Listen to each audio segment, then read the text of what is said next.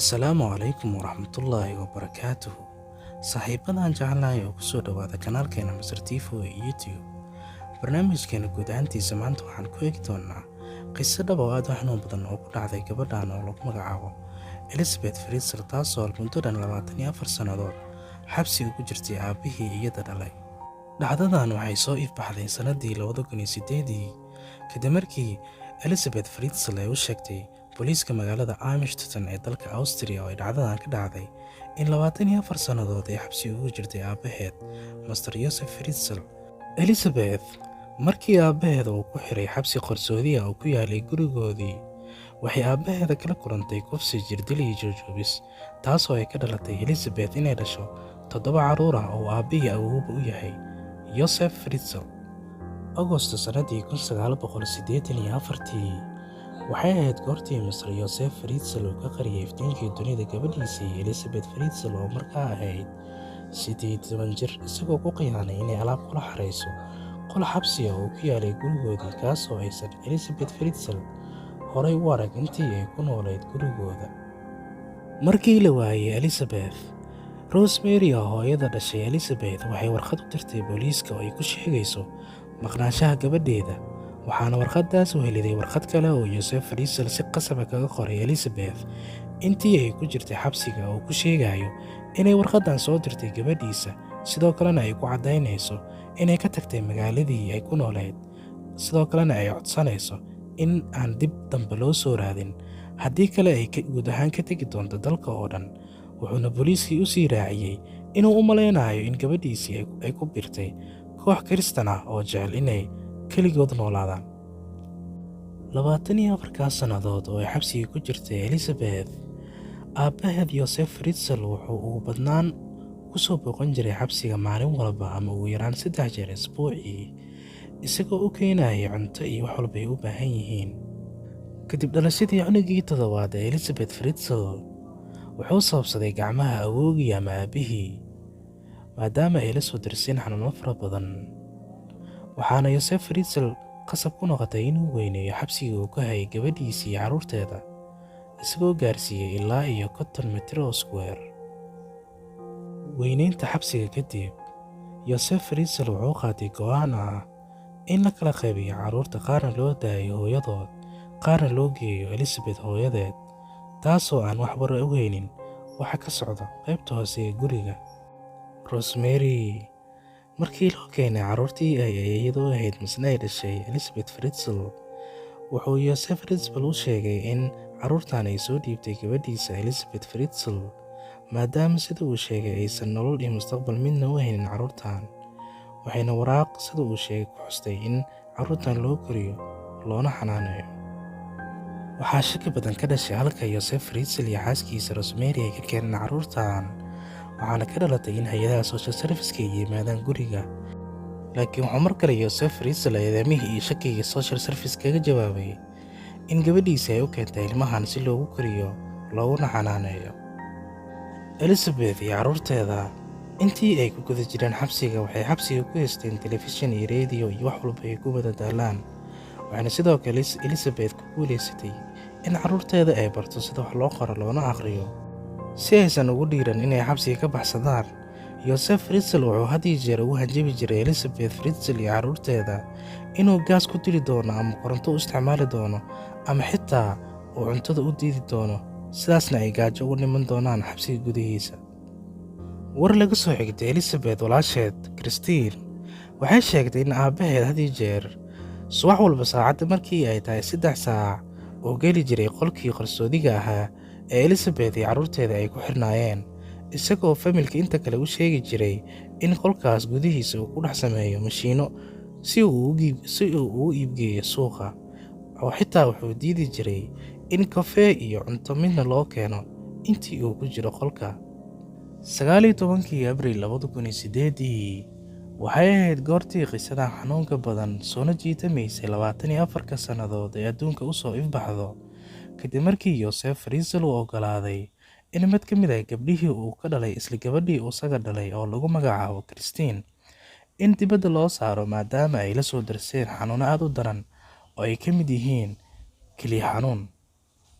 waxayna isla maalinkaas noqotay in Elizabeth Fritzl ay qoraxda iyo iftiinka dunida aragto kadib 24 sannadood oo ay xabsi ugu jirtay aabihii iyadoo dhalay. Markii dibadda loo soo saaray gabadhii yareed ee Christine, Joseph Fritzl wuxuu qaatay go'aan kale oo cajiib ah. wuxuuna Elizabeth Fritzl ku amray inay dib ugu laabato xabsiga, isagana uu geyn doono gabadha yar isbitaalka, halkaas oo ay Elizabeth Fritzl ku sii jirtay isbuuc kale. Gabadhii yareed ee Christine markii lagu qaaday gawaarida degdega ah oo uu lahaa isbitaal lagu magacaabi jiray Lance Clinicum ee magaalada Amstetten, dhakhaatiirtu waxay gabadha ka heleen cudur aad u daran oo ay ku jirto in gabadhu ay kelyaha fadhiisteen. wuxuuna Fritzl la yimid waraaq uu ku sheegayo inay soo qortay Christine hooyadeed, taasoo shaki weyn ku baahisay dhakhaatiirtii joogtay isbitaalka, kuwaasoo si degdeg ah arrintan ku wargeliyay booliiskii magaalada. Booliiska markii ay yimaadeen isbitaalka, waxay amreen hooyada dhashay gabadhan yar oo ah Elizabeth Fritzl inay timaado isbitaalka si ay u warbixiso xaaladda caafimaad iyo waxyaabaha ay soo martay gabadhan yar. Laakiin waxaa si la yaab leh kaga hor yimid oday Joseph Fritzl, kaasoo sidii kalkii hore booliisku u sheegay in gabadhan yar ay dhashay gabadhiisa Elizabeth Fritzl, taasoo goor hore ku biirtay koox Kirishtaan ah oo jecel inay kaligood noolaadaan. waxayna booliiskii mar kale dib u fureen kiiskii maqnaanshaha ee Elizabeth Fritzl. Booliiska si ay u caddeeyaan sheegashada oday Fritzl, waxay la xiriireen boobkii ugu weynaa magaalada Amstetten si ay bal wax uga weydiiyaan haddii ay jiraan koox ka tagtay magaalada si ay kaligood u noolaadaan oo Kirishtaan ah. wuxuuna boobkii ku jawaabay in warqadan iyo sheegashada uu sheegayo Joseph Fritzl inay tahay been abuur iyo wax uu isaga keligii samaystay. 19 Abriil isla sanadkaas, Joseph Fritzl wuxuu xabsi ka soo sii daayay Elizabeth Fritzl iyo 2 wiil oo dhashay oo lagu kala magacaabo Stephen iyo Felix, wuxuuna keenay isbitaalka. laakiin booliiskii ku sugnaa isbitaalka waxay si gaar ah ula baxeen oday Joseph Fritzl iyo Elizabeth Fritzl, waxayna geeyeen goob gaar ah oo dadka lagu wareysto. waxayna booliiska u ballan qaadeen Elizabeth in haddii ay u sheegtay waxa sabab maqnaanshaheeda inaysan aabaheed mar dambe arki doonin, halkaasoo Elizabeth uga sheekaysay 2 saacadood waxa ku dhacay 24 sannadood ee ugu dambeeyay oo ay xabsiga ugu jirtay aabaheed. intii aan la gaarin habeenbarkii isla maalinkaas sanadii 2008, booliiska waxay soo gabagabeeyeen baaritaankii ay ku hayeen Joseph Fritzl oo markaa ahaa 73 jir, waxayna xabsiga u taxaabeen 26 Abriil, waxaana lagu soo oogay dambiye aad u culus oo u geystay faamilkiisa.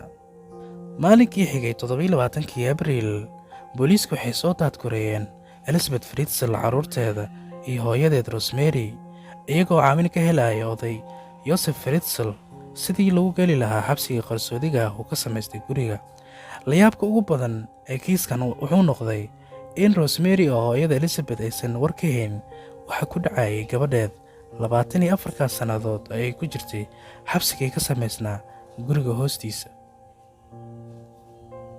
29 bishii Abriil, waxaa la sameeyey baaritaan DNA si loo ogaado cidda aabbaha u ah carruurtan, waxaana caddaatay oday Joseph Fritzl inuu yahay aabbaha rasmiga ah ee 7 carruur. 16 Maarch sanadii 2009, waxay noqotay maalinkii cadaaladda la horkeenay oday Joseph Fritzl, wuxuuna qolka ay dacwadiisa ka socday maxkamadda soo galay isagoo iska qarinaya kaamirooyinka gacmahana ay wejiga u saaran yihiin. wuxuuna aqbalay dhammaan eedaha lagu soo oogay oo kale ah dil, kufsi, jirdil iyo afduub oo socday 24 sannadood. 18 Maarch isla sanadkaas 2009, Elizabeth Fritzl waxay soo xadirtay maalinkii labaad dacwaddii loo haystay aabaheed iyo sidoo kale in laga qoro buug ka hadlaya noloshii ay ku qaadatay xabsiga. Elizabeth markii ay ka soo gashay albaabka qolkii ay ka socday dacwadda, waxaana isbedelay wejigii dareemaha Masar Joseph Fritzl, wuxuuna ku dhacay dhulka isagoo dareemaya ceeb iyo weji kabax. ugu dambeyn, 19 Maarch isla sanadkaas 2009, waxaa si rasmi ah loo soo gabagabeeyey dacwaddii loo haystay Joseph Fritzl, waxaana loo xukumay xabsi daa'im madaxa ha ku furto ah. wuxuuna maanta ku xiran yahay xabsi ku yaala magaalada Gaaskan-Abbey, gobolka Manchester ee dalka Austria. dhacdadan cajiibka ah ee ku dhacday gabadhan waxay shirkadaha filimada sameeyay ka sameeyeen filimo dhowr ah oo aan ka xusi karno filimkan lagu magacaabo The Girl in the Basement. saaxiibadan jecelnahay oo muuqaalkeena maanta halkaas ayuu ku egyahay. haddii aad ka heshay muuqaalkan fadlan like saar, sidoo kale subscribe saar channelka haddii aad nagu cusub tahay.